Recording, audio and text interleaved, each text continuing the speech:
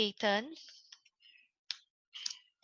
of a drug like Ambien, okay, will affect the profitability of a firm. Okay, so this is the CSQ question. Okay, so, okay, how? Explain how. Okay, explain how.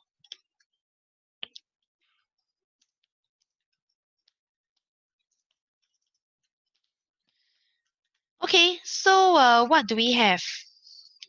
Okay, what points do we have? Okay, for this question. And of course, take note of certain keywords over here. Okay, take note of certain keywords like what? Like for instance, they talk about like okay, explain how, so you know that it's one-sided. Then, of course, using a diagram, then you have to think like what diagram to use, of course. Expiry of patent. So this is the start point. Expiry of a patent. And they're talking about specifically a drug like Ambien. So you have to look out for, you know, the case evidence, like where do you find this product called like Ambien? Okay. As you can see, it's in where? Extract 3, isn't it? Okay, extract 3, Ambien. How would that affect the profitability of a firm? Okay, so profitability. So profits, how do we actually derive profits? Anyone? What do we need to derive at the profits? Okay, is there any invisible component for this question? Can we say that we assume that the firm wants to maximize profits, so they will price at MC equals to MR? Okay, yes. You can say that. Yeah, you can put that in as it is assumed. Okay, assumption that the firm wants to maximize profits. Okay, so will produce where MC equals MR and MC is rising. Okay, good. Okay, so other than that, what else do you bring in as your introduction? What a patent is. In The patent. Do we have to say the, what is it? you, Like explain what's a patent. in this case, yes, you have to mention the patent, but more importantly, right, you need to say like okay, you can explain like what is a patent and what is the effect of a patent, because they are asking you for like how would it affect the profit of a firm, right? So it sounds like before and after, because before that, right, the firm actually has the patent on the drug like Ambien, but after the expiry of the patent, how does it affect the profit of the firm? Make sense? Okay, so patent, what is a patent? Patent itself actually, okay, what's a patent? Patent actually gives the right to the firm, right, to produce the good, right? Okay, to produce the good. It is the company that has the sole right to produce and to sell the good. So in other words, right, patent itself establishes what? Barriers to entry. Very good. Okay, establishes barriers to entry. Okay, which basically gives what do you call that, the firm, okay, that has actually produced Ambien the sole right to produce and to sell the good. So what does this make this firm that produce Ambien? What is this firm? What is so special about this firm that produce Ambien then? It becomes it functions as a monopoly. Okay, very good. Who left? Okay, so basically it functions like a monopoly. So they, what do you call it? A firm that produces Ambien is a monopoly, as patent gives the firm the sole right to produce and sell the drug. Make sense? Okay, all right.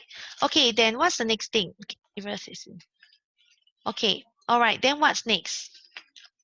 So as a result of being a monopoly, okay, because we're supposed to talk about how will the expiry of the patent affect the profitability, right? So affecting the profitability, first thing first, what you need to bring in is that you need to talk about like what will be the kind of profits that's actually made by the firm, isn't it?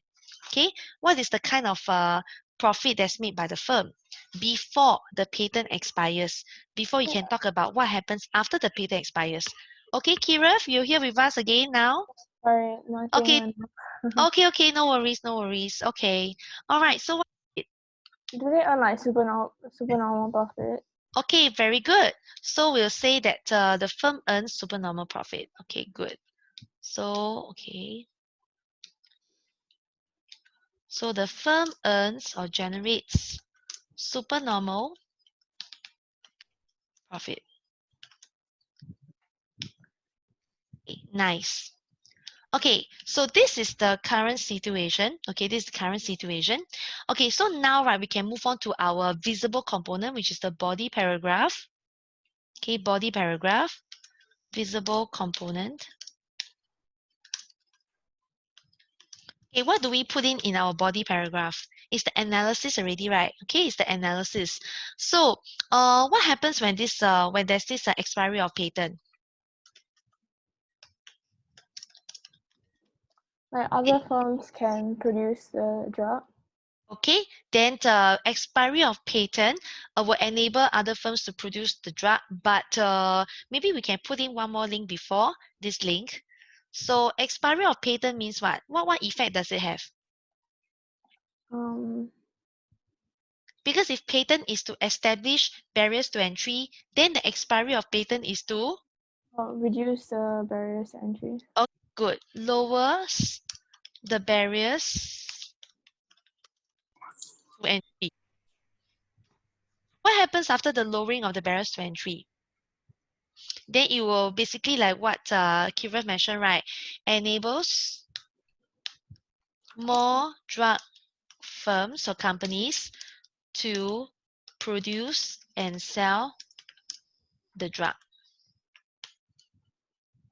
Okay, make sense? Okay, to sell the drug or what we call substitutes to ambient. Agree? Okay, because what happens is that they may not actually produce the same drug, which is ambient, okay, but they may actually produce what we call generics. Okay, generics. Okay, generic means like they are like considered as a substitute, okay, to the original drug. Okay, ambient. Understand? Okay, so what happens after this availability of substitutes, or if let's say more drug companies enter to produce these substitutes to ambient? Okay, so what happens? Then like consumers have more options, like more substitutes, so they will buy from like other firms. So this diminishes the supernormal profit. Okay, Kira's idea is there, okay, but we actually can put in more links in between, okay, to fill in the gaps. Okay, so but she's on the right track, of course. Okay, so let's build up the links, okay, to see how we can make this better, okay, after fine tuning. Okay, so after selling, I mean, if let's say we talk about like how the reduction in barriers to entry, okay, helps more firms to enter the market to sell the generic drugs, okay. So what's going to happen to the firm, the profitability of the firm? Okay, so you know that profits is affected by what? Revenue and cost, right? So the cost will basically stay the same, but it is the revenue that will have been affected, isn't it? Okay, but we have to show the part on the revenue. How does it actually got changed? Okay, so when as what Kira mentioned, that because of the fact that there are now more firms coming in, right? So what happens to the firm producing ambient? Would they still be able to retain the same market share? No. Very good. So it won't actually be able to like retain the same market share. So in fact, what happens is that the demand, okay, facing the drug company selling ambient, okay, the demand facing the drug company will decrease. Okay, will decrease, right? Okay, as it loses its market share to other firms selling the substitutes. Would it be operating in monopolistic competition? Okay. The thing is that it's unlikely to be a NPC. We've talked about pharmaceutical industry, right? The firms are likely to be more of like a oligopolistic. Okay, oligopolistic, whereby of course the market is dominated by large firms, but then the thing is that there are also what do you call that, other smaller companies in the industry. So it's more like a oligo, because no matter what, there's still, cause there's a high barriers to entry, possibly due to things like brand loyalty, or it could be due to like patents.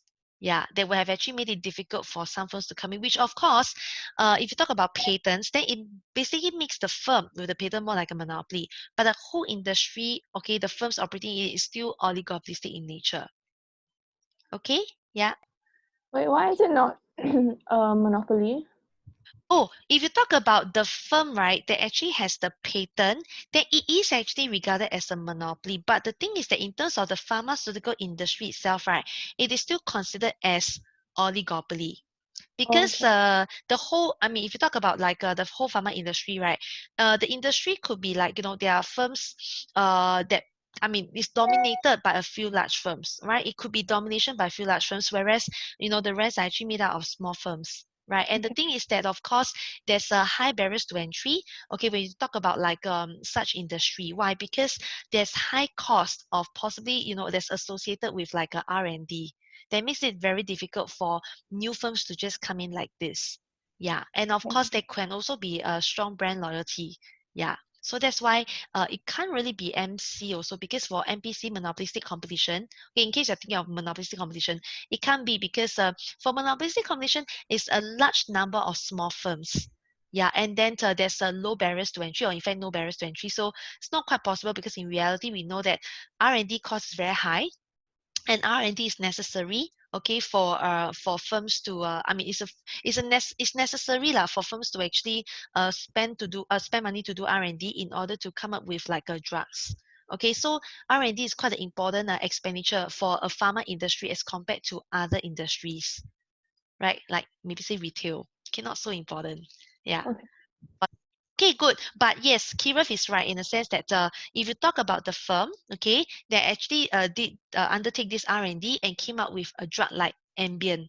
Okay, and of course, having the patent, it basically makes this firm a monopoly for as long as the patent is in force. Okay, as long as the patent is in force. Okay, so that's why we put this in our introduction to say that the patent actually establishes high barriers to entry, so that the firm that produces Ambient itself is a monopoly.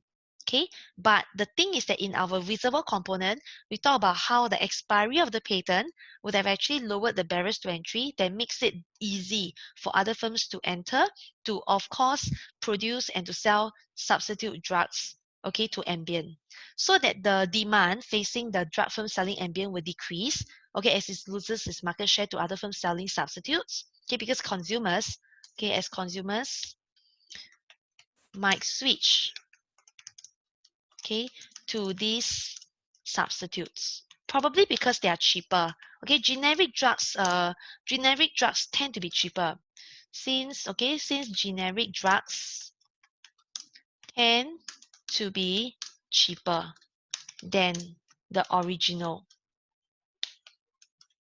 patented drugs. Got it? Okay. Yeah. But of course, not just that, right? We are just talking about how the demand curve would have shifted leftwards. Okay, the demand curve facing the drug company will have decreased, so it shifted leftwards. But how about the position, the gradient of the demand curve? Do you think it will stay the same? Anyone? So it'll be like less gentle. Less gentle. Less gentle means, do you think it becomes steeper, or does it become gentler? Becomes more gentle, I think. Okay, gentler. Okay, the rest, do you all agree with Kirav? They become gentler? Yeah. Okay, Harpreet agree. How about Claire and Ningxing?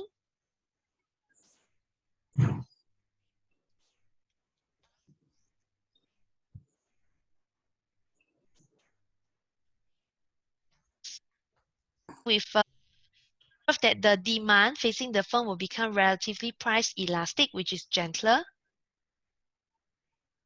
Oh, yeah. Yeah. Okay, all right, good. So what is the reason for the demand curve being relatively price elastic? It's more substitutes. Very good. Also, this demand curve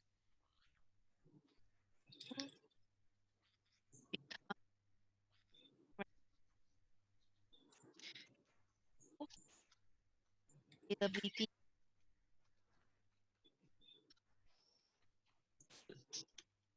Okay, this is where, of course, demand curve becomes gentler. Okay, becomes gentler. Okay, so of course, previously the demand tends to be priced in elastic. Okay, previously. Okay, so that's what it is. Okay, so this is the analysis part. Okay, what we're going to do next is that because the question says, right, we have to use a diagram, okay, to show how it affects the profitability of the firm. Okay, so now I'm going to draw the diagram. Okay, so let me just take this board out. Okay, now, okay, so do you all still need this slide? It's okay, right? Okay, so now I'm going to move on to the drawing. Okay. Okay, so what you girls may want to do now is that you could actually try to draw it on your own and to see whether or not it is going to be the same as what I'm drawing. Okay? All right.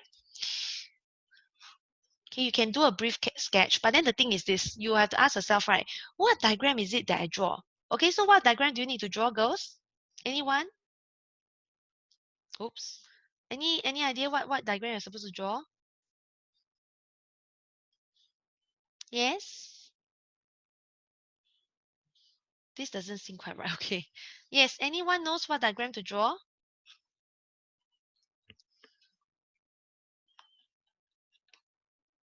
You girls have all gone quiet. Oh my god. Okay, so because you haven't touched like a micro for quite some time, right? Okay, so that probably explains why you're not so like able to remember. Okay, so let's just refresh your memory. Okay, in this one. Okay, so remember that based on our earlier analysis, right, we were saying that the firm that produces Ambient, okay, is actually a monopoly, okay, before the expiry of the patent, okay, before the expiry of the patent. So what we need to draw is that we need to draw a firm diagram, okay, because the question is asking about the impact on the profitability, okay, of the firm.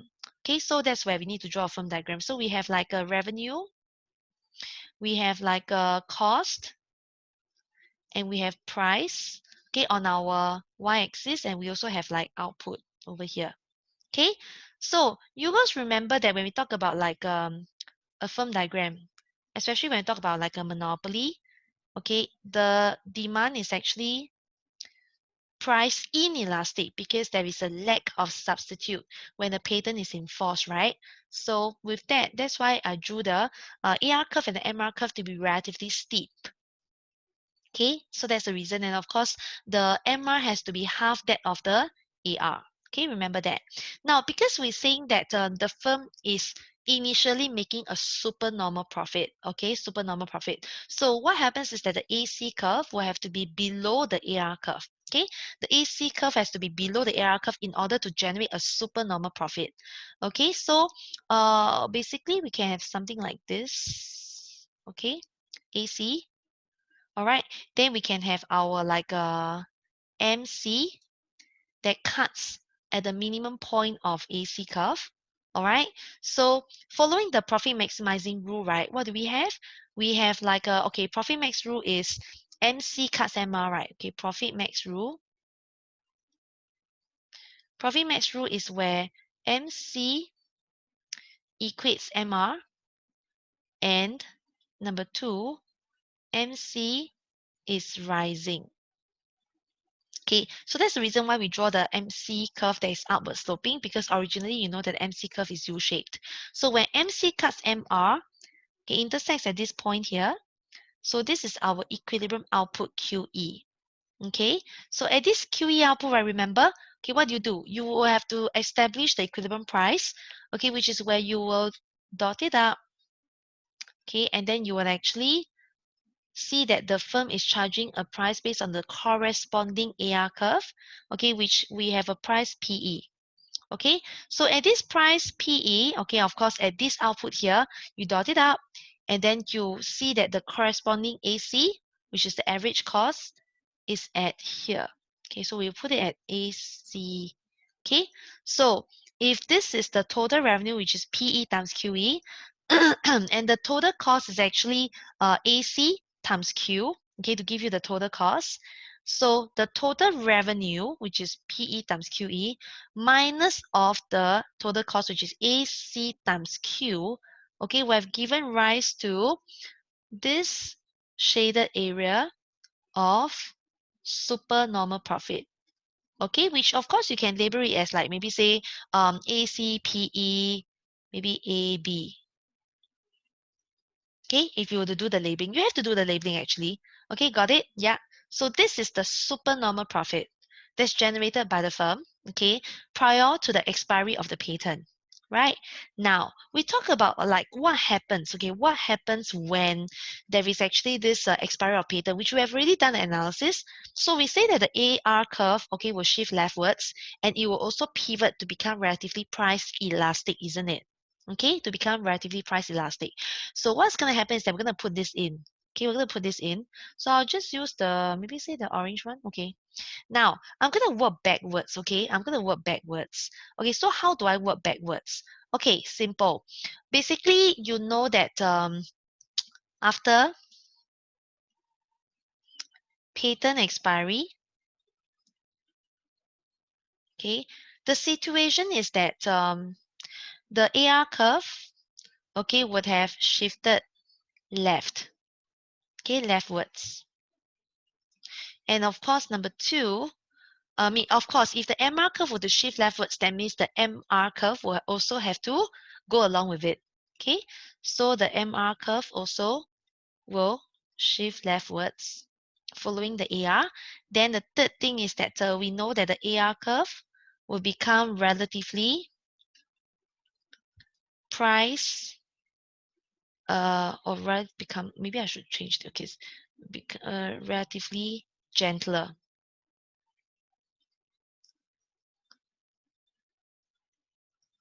Gentle.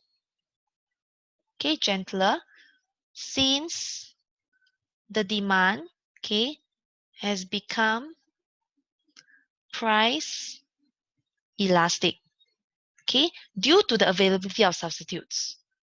Due to substitutes. Okay, from the emergence of generic drugs, right? As what we discussed earlier on. Okay, so let's do this. Okay, how does it look like? If I were to do it backwards, okay, what do I mean by doing it backwards? Okay, so I will do this, I'll draw it this way so that it basically makes my diagram not so messy. Okay, so we know that the AR curve will have to shift leftwards, okay, and it also has to pivot to become gentler. Okay, so it all has to be within the AR curve, the new AR curve. Okay, so we know that the MC curve is going to stay the same. Okay, no change to that. AC will also stay the same. So it depends on our analysis. Do you want to say that there's still supernormal profits, but it's just that it's lesser? If you do say that, okay, if you say that the supernormal profits is still earned, but it's lesser, then what you do is that you have to ensure that your new AR curve is still greater than your AC. Okay, still greater than your AC. All right, so basically what I can do is this. Okay, I know that the firm will be selling a relatively lower output, right? So I can possibly do something like this, which is I can actually, okay, take it as this. Then what I'm going to do is that I'm just going to put my AR curve here.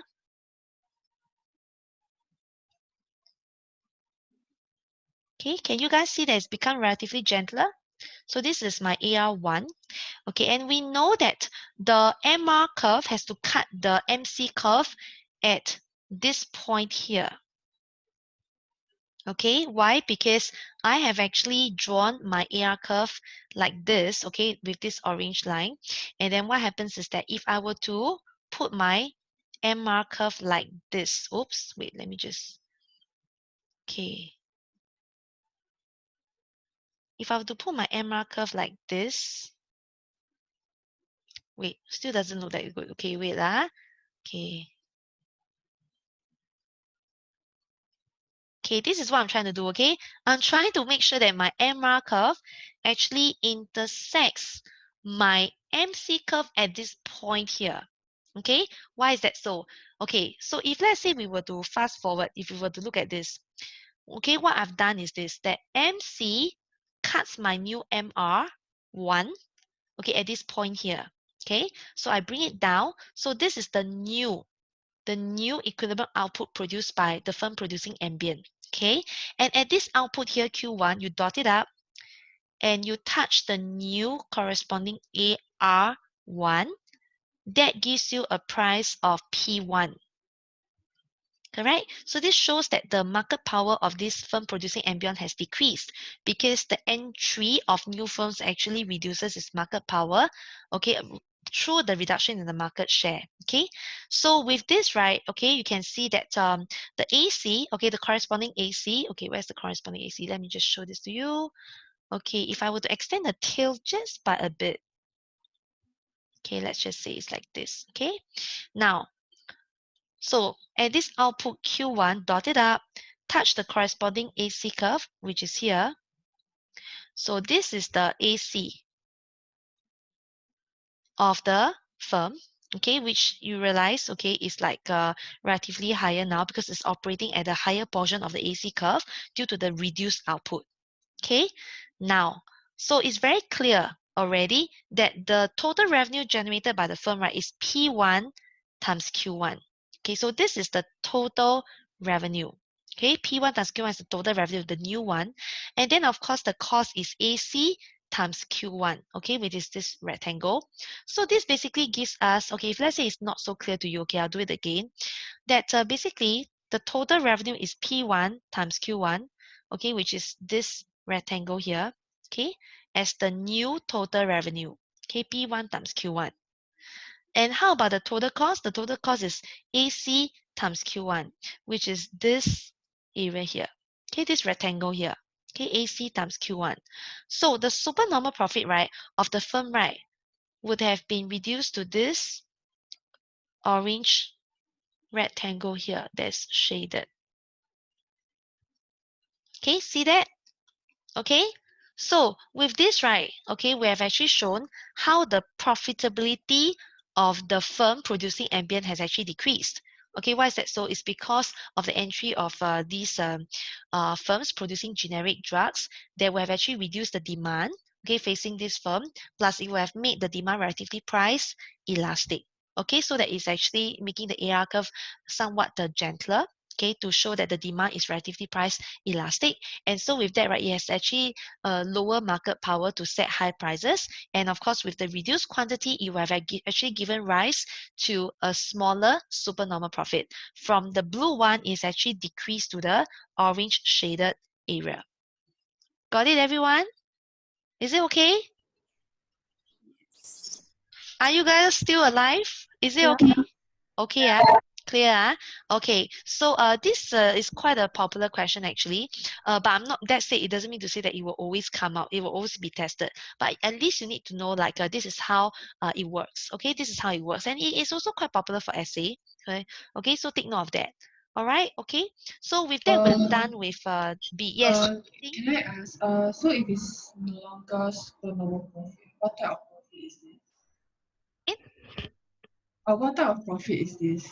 Oh, this is still supernormal profit, but the thing is that there's a reduction in the supernormal profits. Okay. Okay, the reason why it's supernormal profits is because, right, the AR is, as in the total revenue is still greater than the total cost. Okay, total revenue is still greater than the total cost. But the thing is that in terms of the area, right, it is actually becoming small. It has actually become smaller, right, compared to the initial blue one, right? Okay. Yeah.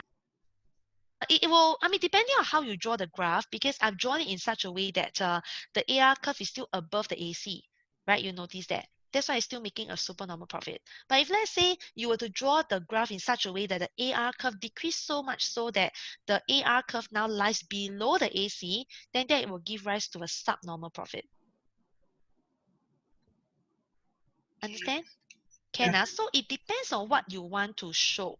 Okay, it depends on what you want to show. But I feel that it's unlike, I mean, to me, I feel that it's likely to still enable the firm, okay, the firm producing ambient, to actually like what do you call that, generate a supernormal profit just that is lesser, because well, they could actually be like firms that, I mean, consumers that still prefer buying ambient, right? Yeah, so no right or wrong, but this is one possible effect on the profits. Okay? Okay, very nice. Okay, let's move on to the next question, okay, which is part C. Okay, let me just clear this. Okay.